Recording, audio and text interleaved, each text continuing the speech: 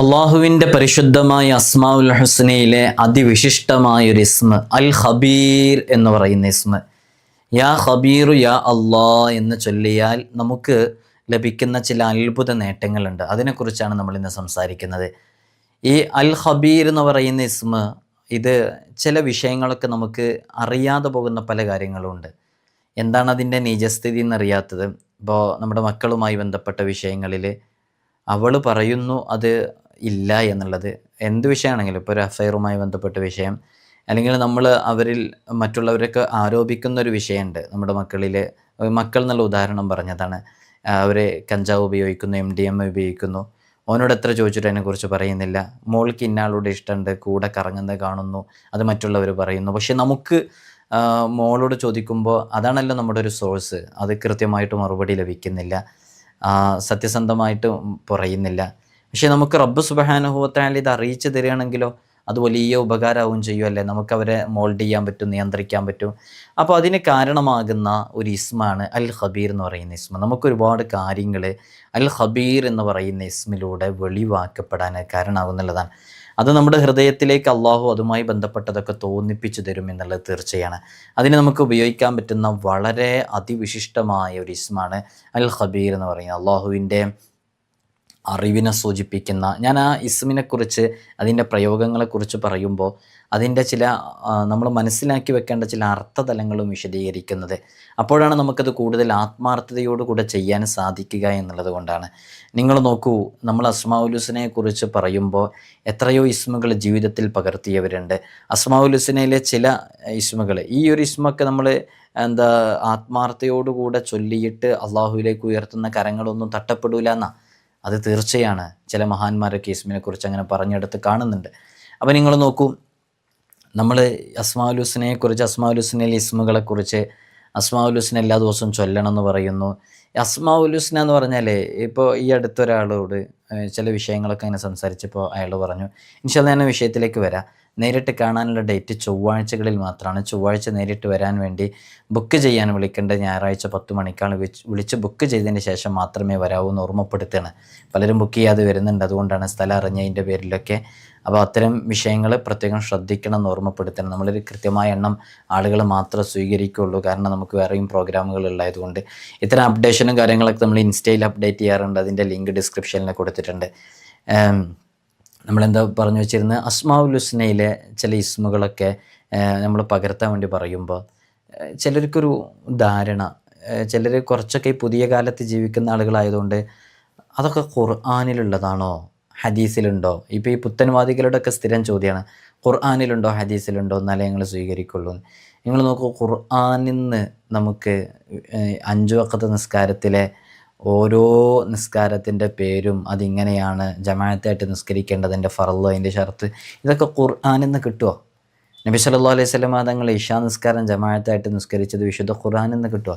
അപ്പോൾ ഖുർആൻ മാത്രമല്ല തെളിവ്, ഖുർആനുണ്ട്, ഹദീസുണ്ട്, അതേപോലെ തന്നെ ഇജ്മാ ഉണ്ട്, ഖിയാസ് ഉണ്ട്. ഈ 4 പ്രമാണങ്ങളാണ് നമ്മുടെ തെളിവ്. അപ്പോൾ ഇതൊക്കെ ഖുർആനിലുണ്ടോ എന്ന് ചോദിക്കുന്ന ചില പുത്തൻവാദികളുമായി ചേർന്ന് നിൽക്കുന്ന ആളുകൾ ആദ്യമായിട്ട് മനസ്സിലാക്കേണ്ടത് അള്ളാഹുവിൻ്റെ 99 നാമങ്ങളും വിശുദ്ധ ഖുർആനിലുണ്ട് എന്നുള്ളതാണ്. അള്ളാഹുവിൻ്റെ 99 നാമങ്ങളും വിശുദ്ധ ഖുർആനിലുണ്ട്. അപ്പോൾ ഖുർആനിലുണ്ട് എന്നുള്ളതാണ് അതിൻ്റെ മറുപടി. പിന്നെ പറയാനുള്ളത്, വിശുദ്ധ ഖുർആൻ തന്നെയാണ് പറയുന്നത്, വലില്ലാഹിൽ അസ്മാഉൽ ഹുസ്ന ഫദ്ഉഹു ബിഹാ. അള്ളാഹുവിൻ്റെ പരിശുദ്ധമായ അസ്മാഉൽ ഹുസ്ന അത് വളരെ സവിശേഷമേറിയതാണ്, വലിയ മഹത്വമുണ്ട്, പവറുണ്ടെന്ന് വിശുദ്ധ ഖുർആൻ തന്നെയാണ് പറയുന്നത്. മഹാന്മാരൊക്കെ പറഞ്ഞത് അസ്മാഉൽ ഹുസ്ന ചൊല്ലിയിട്ട് ചെയ്യുന്ന ദുആ സ്വീകരിക്കപ്പെടും എന്നുള്ളതാണ്. അതുകൊണ്ടാണല്ലോ നമ്മൾ മജ്ലിസിൽ വെച്ച് നമ്മൾ അസ്മാഉൽ ഹുസ്ന ചൊല്ലുന്നതിൻ്റെ മുമ്പ് നിയ്യത്ത് വെക്കാൻ പറയും. എന്നിട്ട് അസ്മാഉൽ ഹുസ്ന ചൊല്ലുന്നു, എന്നിട്ട് അസ്മാഉൽ ഹുസ്ന ചൊല്ലിയ ആ വിഷയത്തിന് വേണ്ടി നമ്മൾ ദുആ ചെയ്യുന്നു. നമ്മുടെ ഒരു പതിവാണ്. ഇത് രാവിലെയും വൈകുന്നേരം നമ്മൾ നടക്കുന്ന മജ്ലിസിൽ നിങ്ങൾ പങ്കെടുക്കുക, ഒരുപാട് വിഷയങ്ങൾ അതിലൂടെ പൂർത്തീകരിക്കപ്പെടും. ഇന്ന് നമ്മൾ ചർച്ച ചെയ്യുന്നത്, ഞാൻ കൂടുതൽ നീട്ടി പറയുന്നില്ല, ഇന്ന് നമ്മൾ ചർച്ച ചെയ്യുന്നത് അസ്മാഉൽ ഹുസ്നയിലെ അൽ ഖബീർ എന്ന് പറയുന്ന ഇസ്മിനെ കുറിച്ചാണ്. എന്താണ് ഈ ഇസ്മിൻ്റെ പ്രത്യേകത എന്നറിയോ? അൽ ഖബീർ എന്ന് പറയുന്ന ഇസ്മ അള്ളാഹുവിൻ്റെ അറിവിനെ സൂചിപ്പിക്കുന്ന ഇസ്മാണ്. ആന്തരികമായ രഹസ്യങ്ങൾ അറിയുന്നവൻ, സൂക്ഷ്മജ്ഞൻ എന്നൊക്കെയാണ് ഈ ഇസ്മിൻ്റെ ഒരു ചെറിയ രൂപത്തിൽ നമുക്ക് മനസ്സിലാക്കാൻ പറ്റുന്നൊരർത്ഥം. അൽ അലീം എന്ന് പറയുന്നൊരു ഇസ്മുണ്ടല്ലോ, അതേ അർത്ഥത്തിലാണ് ഈ ഒരു ഇസ്മുള്ളത്. അതുകൊണ്ട് തന്നെ ഐഹികവും പാരത്രികവുമായ വിഷയങ്ങളിൽ അറിവ്, ജ്ഞാനം നേടാൻ യത്നിക്കാൻ ഓരോ അടിമയും സന്നദ്ധനാകണം. അതിനായി അവൻ്റെ ദേഹേച്ഛകളുടെ സമ്മർദ്ദങ്ങൾക്ക് വഴങ്ങി വഞ്ചന, ഐഹിക ലോകത്തോടുള്ള ആർത്തി, കപടവിശ്വാസം തുടങ്ങിയ തെറ്റുകളെ അതൊക്കെ മാറ്റി വെച്ചിട്ട് എല്ലാം അറിയാനും അറിവ് നേടാനും അറിവ് സമ്പാദിക്കാനും വേണ്ടിയിട്ട് നമ്മൾ നമ്മുടെ സമയം ചെലവഴിക്കണം. അള്ളാഹുവിനെ സംബന്ധിച്ചിടത്തോളം അള്ളാഹു എല്ലാം അറിയുന്നവനാണ്. രഹസ്യവും പരസ്യം പോലെ തന്നെയാണ്, വ്യക്തമായ കാര്യമാണ്. അള്ളാഹു സുബ്ഹാനഹു വ തആല വിശുദ്ധ ഖുർആനിലൂടെ തന്നെ പറയുന്നത് എന്താ? ആകാശഭൂമികളിലുള്ള എല്ലാ വസ്തുക്കളുടെയും ഉടമ അള്ളാഹുവാണ്. ഉടമ എല്ലാ സ്തുതിയും അള്ളാഹുവിനാണെന്ന് വിശുദ്ധ ഖുർആൻ തന്നെ പറയുന്നുണ്ട്. അപ്പോൾ നമ്മൾ ബാഹ്യവും ആന്തരികവുമായ എല്ലാ കാര്യങ്ങളും റബ്ബ് സുബ്ഹാനഹു വ തആല അറിയുന്നുണ്ട് എന്ന് ഈ ഇസ്മിലൂടെ നമ്മൾ മനസ്സിലാക്കുമ്പോൾ ഇസ്മ നമ്മോട് തേടുന്ന ഒരു കാര്യമുണ്ട്. നമ്മുടെ ബാഹ്യവും ആന്തരികവും എപ്പോഴും നന്നാക്കണം എന്നുള്ളത്. അത് ഈ ഇസ്മ തേടുന്നൊരു കാര്യമാണ്. നമ്മുടെ പുറം മാത്രം നന്നായാൽ പോരാ, അകവും കൂടെ നന്നാവണം എന്നുള്ളതാണ്. ഈ ഇസ്മ നമുക്ക് ചൊല്ലിയാൽ ലഭിക്കുന്ന നേട്ടങ്ങൾ ബാഹ്യവും ആന്തരികവുമായ ഏതു പാപങ്ങളിൽ നിന്നും മുക്തി ലഭിക്കാൻ ഈ ദിവ്യനാമം ധാരാളമായി ഉരുവിട്ട് അള്ളാഹുവിനോട് ദുആ ചെയ്താൽ മതി. സൂക്ഷ്മശാലിയായ അള്ളാഹു, സൂക്ഷ്മജ്ഞാനിയായ അള്ളാഹു, എല്ലാ വസ്തുക്കളെ കൊണ്ടും അറിയുന്നവനായ റബ്ബ് സുബ്ഹാനഹു വ തആല നമ്മുടെ ഹൃദയങ്ങളിലേക്ക് കടന്നു വരുന്ന പല വിഷയങ്ങളും കൃത്യമായി അറിയുന്നവനാണ്. അതുകൊണ്ട് തന്നെ വളരെ സൂക്ഷ്മമായിട്ടാണ് നമ്മുടെ ജീവിതത്തെ നാം ഓരോരുത്തരും ക്രമപ്പെടുത്തേണ്ടത്. ഈ ഇസ്മ ചൊല്ലിയിട്ട് നമ്മൾ ദുആ ചെയ്യുമ്പോൾ ആ ദുആ ഒരു കാരണവശാലും തട്ടപ്പെടുകയില്ല എന്ന് സ്വാലിഹ്യങ്ങൾ പഠിപ്പിച്ചിട്ടുണ്ട്. ഇസ്മുൽ അഅ്ളമിൻ്റെ ഒരു അക്ഷരം ഈ ഇസ്മിൽ ഉണ്ടായത് കൊണ്ട് തന്നെ വേദനകളും യാതനകളും നീക്കം ചെയ്യുന്നതിൽ ഇതിന് വലിയ ശക്തിയുണ്ട്. അതിൻ്റെ അക്ഷരസംഖ്യ, ഈ ഇസ്മിൻ്റെ അക്ഷരസംഖ്യ, നമ്മൾ ഓരോ അക്ഷരസംഖ്യ പറയുന്നത്, അതത് പറയുന്നത്, ഈ അതതനുസരിച്ച് ചൊല്ലുമ്പോൾ അതുമായി ഏൽപ്പിക്കപ്പെട്ട മലക്കുകളുടെ ഒരു ഖിദ്മത്ത് നമുക്കുണ്ടാകും എന്നുള്ളത് കൊണ്ടാണ്. അപ്പോൾ നോക്കൂ, ഇതിൻ്റെ അക്ഷരസംഖ്യ എന്ന് പറയുന്നത് 812. അപ്പോൾ ഖാഫ്, ഖബീർ എന്ന് പറയുമ്പോൾ ഫസ്റ്റത്തെ ഖാ അത് 600 പിന്നെ ബാ 2, യാ 10, തോ 200. അപ്പോൾ 600, 800, 810, 812 ഇതിൻ്റെ അത്. ഇത് പതിവായി ഉരുവിടുന്ന ആരെങ്കിലും ഉണ്ടോ അവരിലേക്ക് ഇതിൻ്റെ ഹാദിമായ മലക്ക് വന്ന് അവർക്ക് പ്രത്യേകം ആശീർവദിക്കുകയും അവരുടെ കാര്യങ്ങളുമായി ബന്ധപ്പെട്ട എല്ലാ വിഷയങ്ങളിലും ഇടപെടുകയും ചെയ്യുന്നതാണ്. ഇതിപ്പോൾ നമ്മൾ ഈ ഇസ്മ പറയുന്നതിൻ്റെ മുമ്പ് തന്നെ ഇത് പതിവാക്കുന്ന എത്രയോ ആളുകളുണ്ട്. നമ്മളെ രോഗങ്ങൾ ശിഫയാകാൻ, അതേപോലെ തന്നെ നമ്മുടെ ഹൃദയത്തിലേക്ക് നമുക്ക് മനസ്സിലാകേണ്ട ഒരുപാട് കാര്യങ്ങളുണ്ട്. അത്തരം കാര്യങ്ങൾ മനസ്സിലാക്കാൻ ഈ ഇസ്മ കൊണ്ട് ഉപകാരപ്പെടും എന്നുള്ളതാണ്.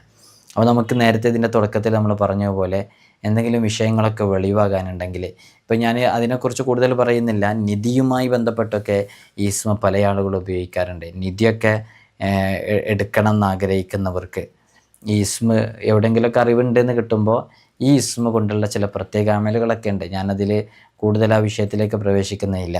നമ്മൾ കിടന്നുറങ്ങുന്നതിൻ്റെ മുമ്പ് ഈ പരിശുദ്ധമായ ഇസ്മ പല പ്രാവശ്യം ഉരുവിട്ട് കൊണ്ടിരുന്നാൽ മറഞ്ഞ കാര്യങ്ങൾ അവരിലേക്ക് വെളിവാക്കപ്പെടും എന്നുള്ളതാണ്.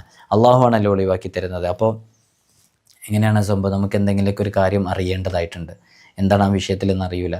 ഓനിപ്പോൾ നാളെ പൈസ ചോദിക്കാൻ വന്നിട്ടുണ്ട്, അതിപ്പോൾ തിരിച്ച് ഓനെ തരുമോ, ഒരാഴ്ച കഴിഞ്ഞിട്ട് തരുമെന്നാ പറയുന്നത്. നമുക്ക് എല്ലാ കാര്യത്തിലും റബ്ബിനോട് ചോദിക്കാമല്ലോ അല്ലേ? ഈ ഇസ്മതിന് ഉപയോഗപ്പെടുത്താവുന്നതാണ്. അള്ളാഹു നമുക്ക് തൗഫീഖ് നൽകട്ടെ ഇൻഷാ അല്ലാഹ്. ഈ ഇസ്മ ജീവിതത്തിൽ പകർത്തുക.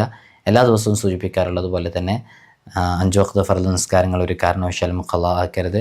മറ്റുള്ളവൻ്റെ കുറ്റങ്ങൾ പറയരുത്, ഗീബത്ത് പറയരുത്. നല്ല രൂപത്തിൽ ജീവിക്കുക.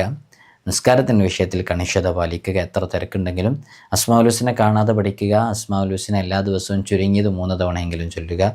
അസ്മാഉൽ ഹുസ്നയുടെ റിയാള ചെറിയ രൂപത്തിലെങ്കിലും പൂർത്തി വീട്ടേണ്ടത് എങ്ങനെയാണെന്ന് പറഞ്ഞിട്ടുണ്ട്, അത് പൂർത്തിയാക്കി വീട്ടുക. ഇൻഷാ അല്ലാഹ് നമുക്ക് സലാമത്ത് നൽകട്ടെ. നിങ്ങളൊക്കെ ദുആ ചെയ്യണം. അസ്സലാമു അലൈക്കും വറഹ്മത്തുള്ളാഹി.